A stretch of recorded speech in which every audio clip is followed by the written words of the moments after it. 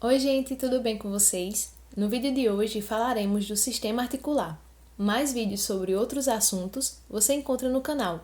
Não esqueça de se inscrever e de seguir nossa página no Instagram, que está disponível na descrição deste vídeo. Os ossos unem-se uns aos outros para constituir o esqueleto. Esta união não tem a finalidade exclusiva de colocar os ossos em contato, mas também a de permitir mobilidade, razão pela qual o sistema articular, com o esquelético e o muscular, constituem o sistema locomotor. Por outro lado, como esta união não se faz da mesma maneira entre todos os ossos, a maior ou menor possibilidade de movimento varia com o tipo de união. Para designar a conexão existente entre quaisquer partes rígidas do esqueleto, quer sejam ossos, quer sejam cartilagens, empregamos o termo articulação. Embora apresente consideráveis variações entre elas, as articulações possuem certos aspectos estruturais e funcionais em comum, que permitem classificá-las em três grandes grupos: as fibrosas, as cartilagíneas e as sinoviais. O critério para esta divisão é o da natureza do elemento que se interpõe às peças que se articulam. As articulações, nas quais o elemento que se interpõe às peças que se articulam é o tecido conectivo fibroso, são denominadas fibrosas, e a grande maioria delas se localiza no crânio.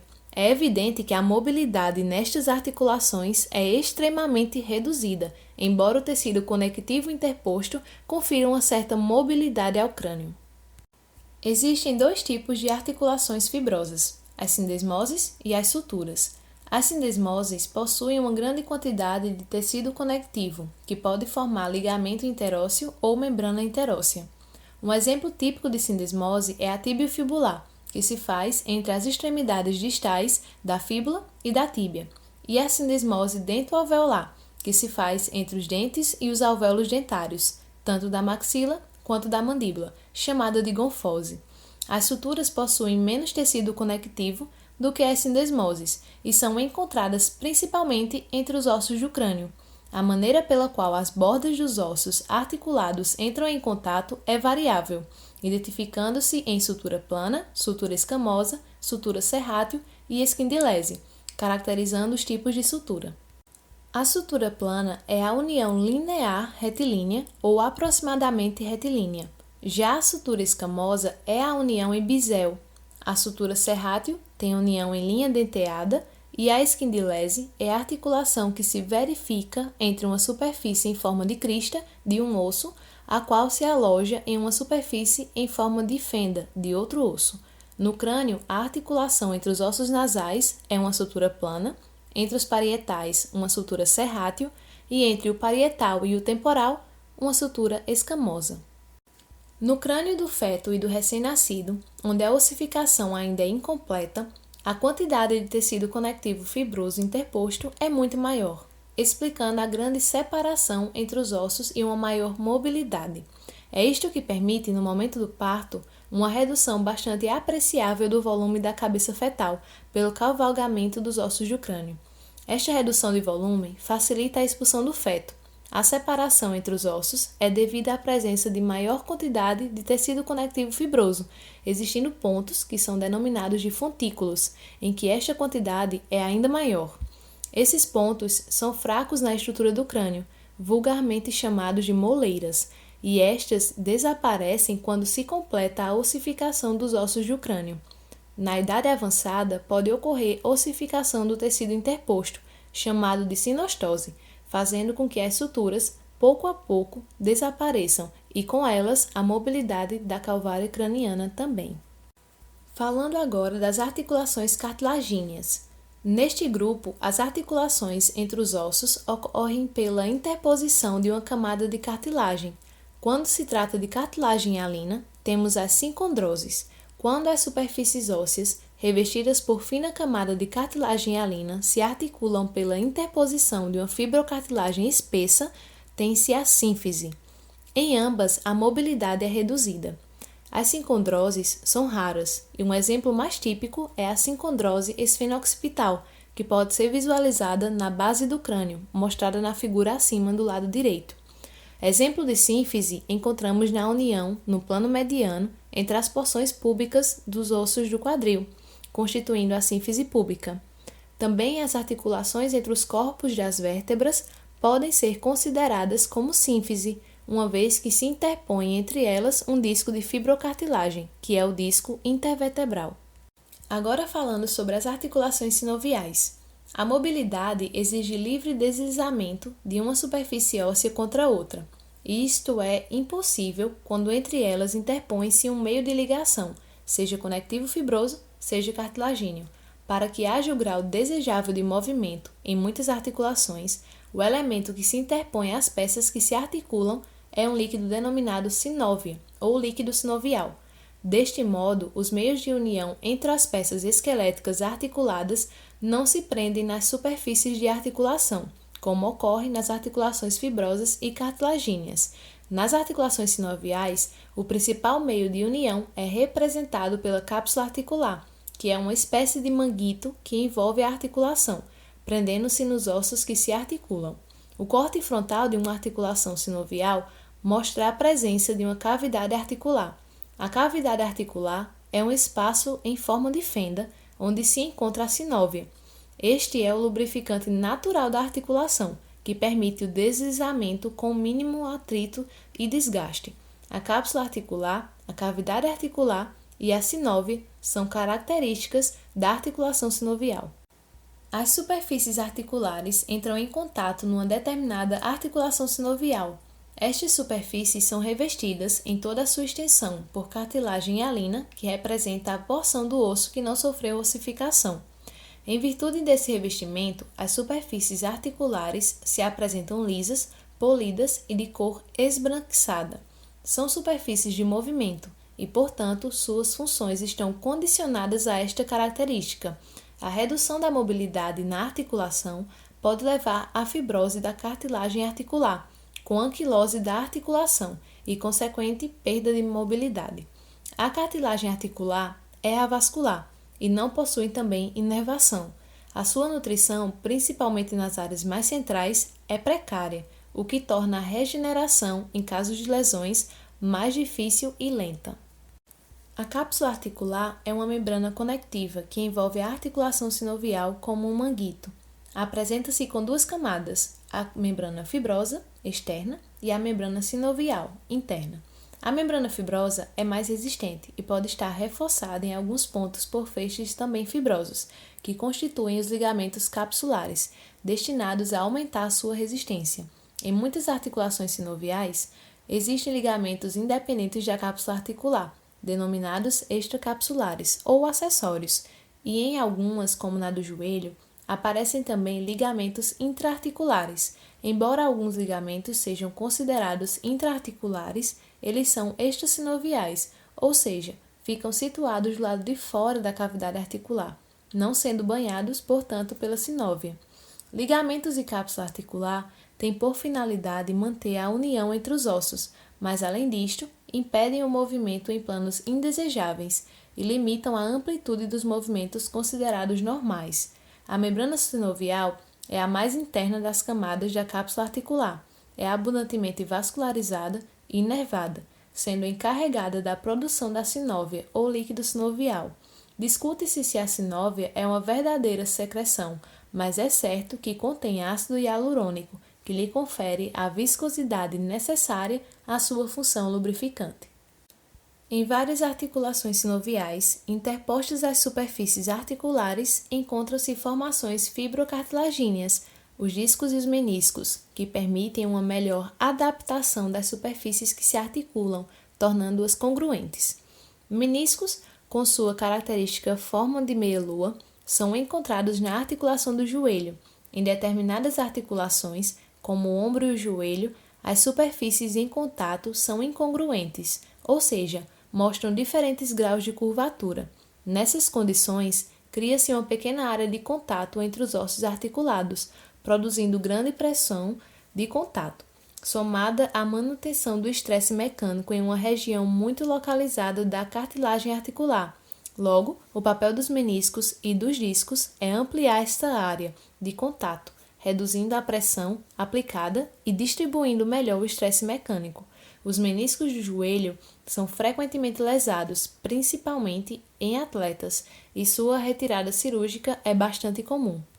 Os eixos de movimento constituem outro critério para a subdivisão das articulações sinoviais. Elas podem não possuir eixo, ou possuir 1, 2 ou 3 eixos perpendiculares entre si, ou seja, os eixos podem ser antero-posterior, lateral e longitudinal.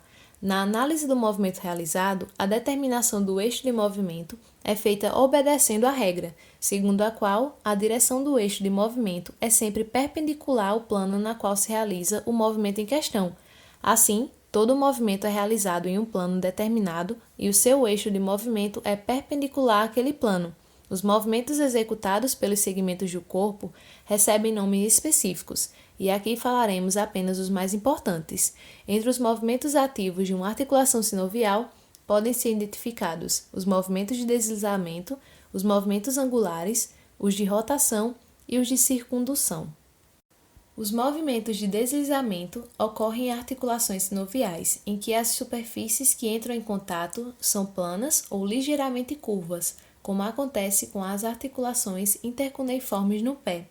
Nos movimentos angulares, há diminuição ou aumento do ângulo existente entre o segmento que se desloca e aquele que permanece fixo.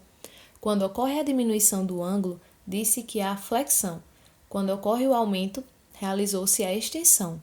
Neste caso, não usamos a expressão extensão do pé. Os movimentos são definidos como flexão dorsal e flexão plantar do pé. Os movimentos angulares de flexão e extensão ocorrem em plano sagital, antero-posterior, e seguindo a regra, o eixo desses movimentos é lateral. Contudo, a flexão envolve uma redução do ângulo articular, considerando-se a aproximação das superfícies anteriores do corpo. Por esta razão, a flexão do antebraço é um movimento no qual a mão é projetada para frente e no joelho o pé é projetado para trás. No caso particular da pelve, os movimentos realizados no plano sagital são anteversão e retroversão. Adução e abdução também são movimentos angulares. Nelas, o segmento é deslocado, respectivamente, em direção ao plano mediano ou em direção oposta, isto é, afastando-se dele. Os movimentos de adução e abdução desenvolvem-se em plano frontal e seu eixo de movimento é antero-posterior. É preciso ter sempre em mente que a realização do movimento é feita levando-se em consideração a posição de descrição anatômica. Os movimentos de abdução e adução são exclusivos dos membros. No caso da coluna vertebral ou da pelve, usamos os termos inclinação para a direita e para a esquerda. A rotação é o movimento em que o segmento gira em torno de um eixo longitudinal. Assim, nos membros, ocorre uma rotação medial, quando a face anterior do membro gira no sentido plano mediano do corpo, e uma rotação lateral no sentido oposto. A regra geral continua a ser obedecida, isto é, a rotação, considerada a posição de descrição anatômica, é feita em plano horizontal e o eixo de movimento perpendicular a este plano é vertical. Os movimentos de rotação medial e lateral se referem aos membros. No caso da coluna vertebral e da pelve, os movimentos são denominados rotação para a direita e para a esquerda. Em alguns segmentos do corpo, especialmente nos membros, o movimento combinatório que inclui a adução, a extensão, a abdução e a flexão resulta na circundução. Neste tipo de movimento, a extremidade distal do segmento descreve um círculo e o corpo do segmento um cone, cujo vértice é representado pela articulação que se movimenta. Quanto à classificação funcional das articulações sinoviais, o movimento nas articulações depende essencialmente da forma das superfícies que entram em contato e dos meios de união que podem limitá-lo. Na dependência desses fatores, as articulações podem realizar movimentos em torno de nenhum eixo, de 1, 2 ou 3 eixos, como já foi visto. Este é o critério adotado para classificá-la funcionalmente. Quando uma articulação realiza movimentos apenas em torno de um eixo, diz-se que é monoaxial. Será biaxial a que os realiza em torno de 2 eixos, e triaxial se eles forem realizados em torno de 3 eixos. Assim, As articulações que só permitem a flexão e extensão, como a do cotovelo, são monoaxiais. Aquelas que realizam extensão, flexão, adução e abdução, como a radiocarpal, são biaxiais. Finalmente, as que, além da flexão, extensão, abdução, adução, permitem também a rotação, são ditas triaxiais, cujos exemplos típicos são as articulações do ombro e do quadril. O critério base para a classificação morfológica das articulações sinoviais é a forma das superfícies articulares. Isto é tanto mais importante quando se sabe que a variedade e mesmo a amplitude dos movimentos realizáveis em uma articulação dependem do tipo de encaixe ósseo, ou seja, da morfologia das superfícies que entram em contato. Nos tipos que são descritos a seguir, conservou-se a nomenclatura oficial, sendo elas plana, gínglimo, trocoidea, elipsoidea, selar e esferoide. Na plana, as superfícies articulares são planas ou ligeiramente curvas, permitindo o deslizamento de uma superfície sobre a outra em qualquer direção. A articulação sacroiliaca é um exemplo.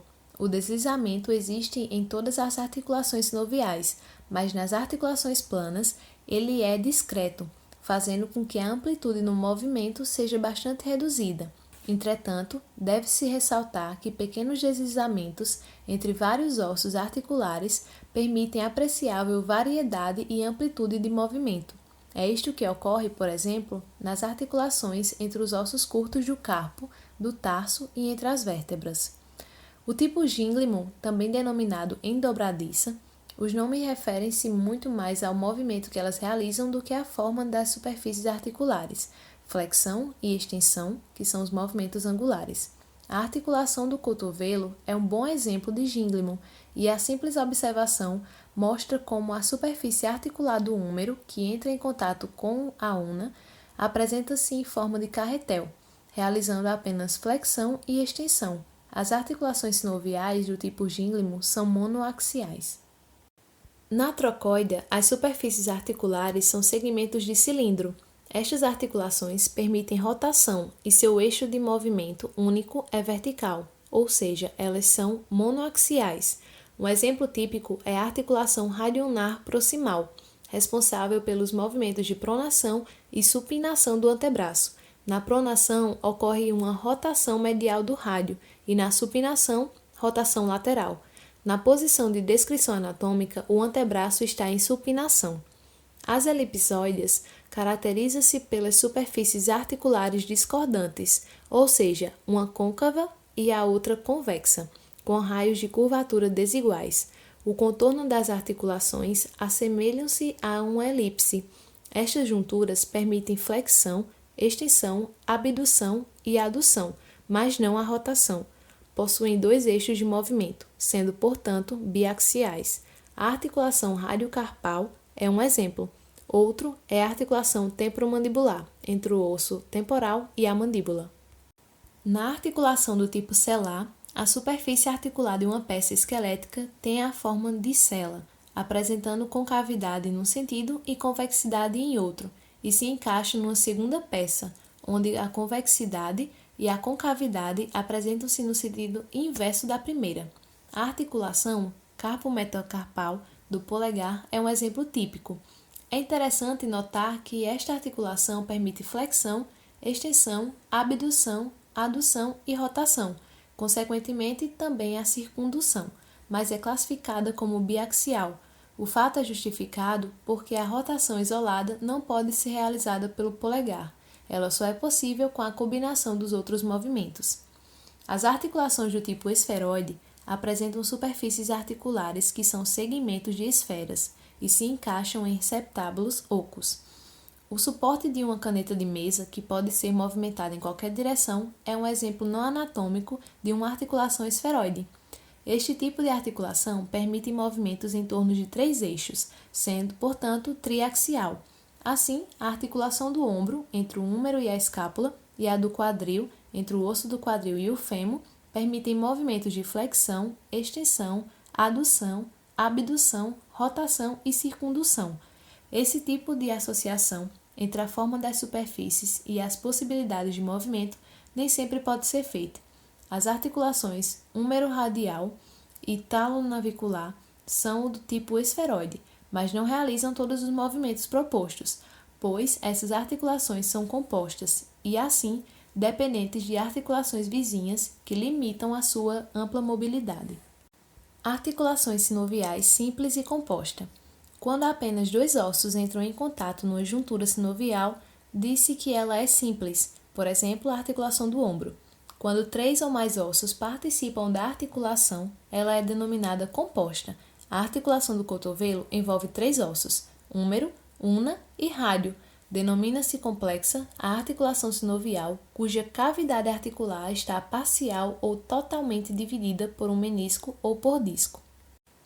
Artérias que alcançam as epífises dos ossos fornecem um suprimento sanguíneo superficial a cada articulação, penetrando no osso próximo à linha de inserção da cápsula articular e formando uma rede vascular periarticular. Particularmente rica em vascularização é a membrana sinovial, graças à rede capilar formada pelas artérias articulares. A membrana sinovial também é provida de um plexo linfático. A difusão entre a sinóvia e os capilares da rede é facilmente estabelecida, o que pode ocasionar, por exemplo, uma infecção generalizada a partir de uma artrite, isto é, de uma infecção da articulação. As veias seguem o trajeto das artérias. Os nervos articulares contêm fibras sensitivas e autônomas, sendo as primeiras em parte proprioceptivas e em parte terminações para a sensibilidade dolorosa. Essas foram as referências utilizadas para a construção desse material. Não esqueça de se inscrever no canal e de seguir nossa página no Instagram. Até a próxima!